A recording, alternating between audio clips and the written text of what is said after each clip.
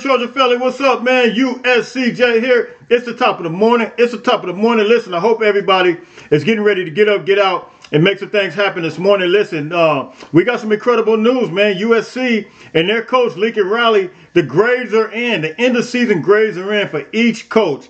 Most Power 5 schools, and we want to take a look at, we want to see exactly where USC coach is and where does he land at as it relates to the coaching. You got some coaches that were very successful. You got some coaches that were what I consider to be lost in the sauce, but we'll talk about that. You guys know a couple of weeks ago I kind of brought end of year review as it relates to USC and Oklahoma. Those schools, Lincoln Riley came from there, so you just kind of wanted to see how did Lincoln Riley compare coming, as he left a school and the drop off that took place from the school he left, and then how did he pan out as it relates to the school that he ended up at, which was 4-8 the year before. So let's take a look at that. Let's see what the national media thinks about Lincoln Riley. Let's see what the national media thinks about all the other coaches as well. Look, big congratulations to Jordan Addison. He's making it to the NFL. He declared for the NFL. He did what he had to do. He won the Biletnikoff Award at Pittsburgh, came in and tried to make a go for it. We appreciate everything you did, man. Even shout out to CJ Stroud. He's a local kid. He's from the area, and at Ohio State, he declared for the draft as well. So listen, these guys are about to make some moves. But let's take a look at these coaching grades. This is the end of year. I got two national media outlets, CBS Sports and 24/7 Sports. We want to look at how they both graded Lincoln Riley and see where Lincoln Riley comes in as it relates to end of year grading. Let's take a look at this. Let's go. All right, so this is how the grades are going to look from the first year, and we see here, we see already instantly there's some lost in the sauce candidates right off the top. If you got an F, you are lost in all the sauce. But this is going to be from 24/7 Sports. We want to talk about this one, but then we want to actually look at CBS Sports real quick and see how they grade, how the grades come out, because we don't want to have any type of bias when we're talking about these coaches being lost in the sauce and some first-year coaches. Look, I've always said this, and I said this, when coaches first became, some coordinators became head coaches. You had some offensive coordinators became head coaches. You had some defensive coordinators that became head coaches. Some of them always don't translate well, and we've talked about this. But now we get an opportunity to kind of see this, and we get an opportunity to really put some eyes on this. And let's just take a look who all is in and who all is out. And the first coach is going to be Duke, man. Duke coach Mike Elko had an excellent year. He had a very good year, and I think they got a lot of opportunity to to continue to move forward and build on that. When you look at the second one is going to be Billy Napier, who came from UL Lafayette. They gave him a 6-7 record, man. I'm kind of I might have went C. Yeah, I mean, I guess C is going to kind of be correct, C-. But he had a rough. They did beat Utah though at Florida, so.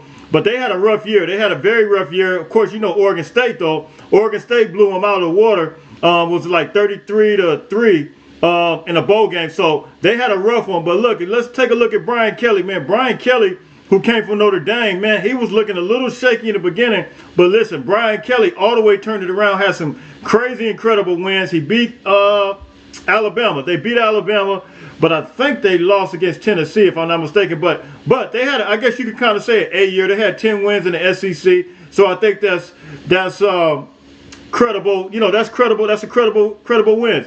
But look, the first loss in the sauce candidate is going to go to Mario Cristobal. We kind of seen a little bit of a decline with him the past 2 years when he was at Oregon, man. You see the past couple years, I think it was Utah that beat them, and then he had all that talent, man. But now he's coming over here. Of course you're gonna give him another opportunity, just like you give. This is what I want everybody to realize. Just like he gets another opportunity Alex Grinch has to get an opportunity. We can't just say, oh, he's just going to be done with after 1 year. And now he's had a lot of talent as well. So if we're going to give Mario Cristobal an opportunity, we're going to have to give Alex Grinch an opportunity. I'm not saying I want him or none of that, but I'm just saying if it's a fair, I'm just giving my fair assessment. If it's fair, we have to do that. Marcus Freeman, Notre Dame, 9-4. He has a B. He started off shaky. Ohio State, then lost against Marshall, but he came back fight. I mean, man, the guy came back fighting. Beat Clemson, beat North Carolina. He has some strong wins. Now here's where it gets real shaky. Lost in the sauce candidate number 2 is going to be Brent Venables. You know, the blowout by Texas, we talked about this. I did this a couple weeks ago, but the blowout by Texas, blowout by TCU, then you losing against a 2-win team, which was West Virginia. You're completely lost in the sauce. And man, you know, he's got an F. You know, you guys remember the top hires. If you guys remember in the preseason, they had the top hires. They had Mario Cristobal on there, and they had Brent Venables, man. So I didn't do this ranking. They doing the ranking. I'm just discussing it. I'm talking about it. I'm putting my commentary on it. So you guys tell me what you think. The next one is going to be Dan Lennon. He has a B, rightfully so. He had a pretty good year. He started off rough with the beat down by Georgia. Georgia beat him down. But then, you know, they came out swinging, winning some games. But then Washington also as well put the smack down on them as well. So, you know, a B, I guess that's a fair deal right there. But here's the real winner right here. Sonny Dykes is the winner, man. This guy, big time winner, man, was at Cal. I think was at Louisiana Tech. Came out of nowhere, out of TCU, man, and absolutely he killed it this year. Killed it all the way this year. 13-2. A plus, rightfully so. And then Joey McGuire, first year at Texas Tech. I think they beat Texas, if I'm not mistaken. But he went 8-5. Yes, I guess you can consider that to be an A. And you know, I think it's great. Lincoln Riley, 11-3, A minus. You know, I disagree with the A minus. I'm gonna tell you why. Because you got to look at. We beat 2 of our rivals. You beat Notre Dame, and you beat UCLA. 2 high caliber teams on our, and we beat Oregon State. You know, 3 high caliber teams that were on the schedule this year. And if you give us some type of credit, yes, we lost to Tulane, but give us some type of credit for that first Utah game, which was, you know, we know what happened there. We're not gonna get into all that, but you know, you give them an A minus. You can even put an A there, but you don't have to put the minus there. Put an A. You don't have to put the minus, man. Give them an A. Tony Elliott, you see it's a NA right there, which means doesn't apply because you know what happened. This guy lost 3 players, man. We're not even going to talk about that situation, man. We still praying for the families in that Virginia family. Brent Pry, he went 3-8 from Virginia Tech. He's completely lost in the sauce. Completely. We don't even have to go on him no more. But Kalen DeBoer, 11-2 at Washington. Man, they did an excellent job. I love how they looked in the bowl game against Texas. I mean, put the absolute beat down against Texas, man. And look, they look great, man. Jake Dickert for Washington State, he looked incredible. So look, man, you guys hit me in the comment section. You tell me what you think. I need to move on to this next deal with CBS, and let's take a look and see what CBS got to say about it. All right, now this article, this is coming from CBS, and I'm not going to get into the whole thing, but we're just going to kind of talk about it a little bit. And the title of it is, you see it here, college football first year coaching grades. Lincoln Riley earns an A minus as Mario Cristobal starts with the F. They probably should have had BV up there as well. But look, check this out. As we scroll through it, we just want to read some of the commentary.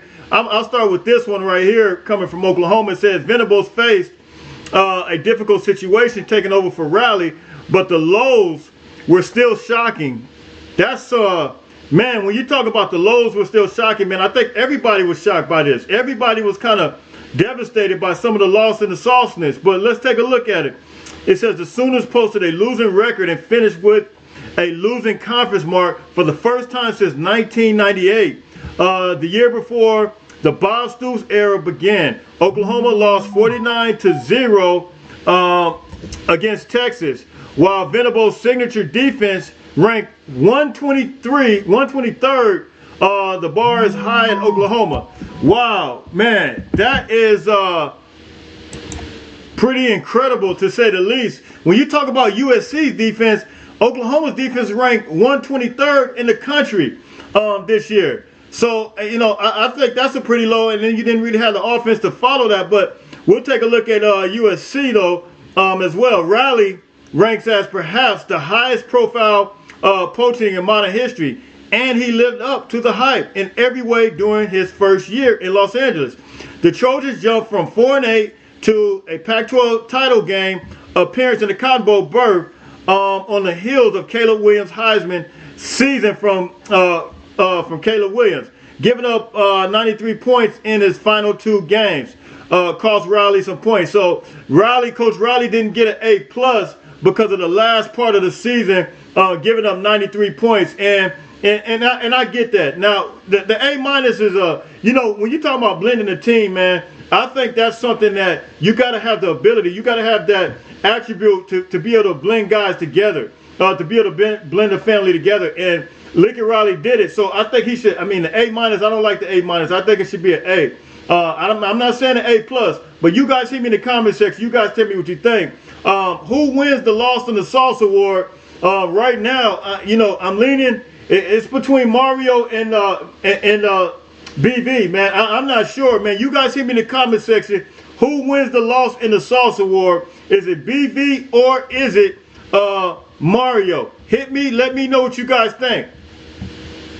All right, so that's the end of the year grades, man. So listen, man, I think the USC fans, I think that we should have a lot of hope now that we've seen this. That look, not only do I recognize USC coach as a top tier coach, but listen, the national media is recognizing them as well.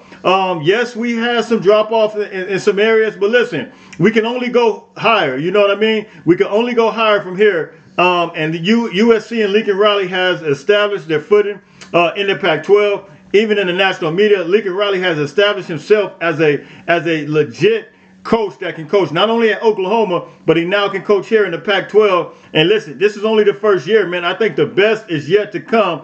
And we started to see just with the moves that were made recently in the portal, man. Lincoln Riley is an absolute beast, man. He's getting it done. He's getting it done. And listen, I truly believe, you guys hit me on this. Let me know. And listen, you can mark my words on this. You guys remember this time last year, we talked about this. We dealt with this. We talked about how the portal was going to progress. We talked about how it's going to translate over to the field. Now we're here again. We're here once again. And you guys can mark my words.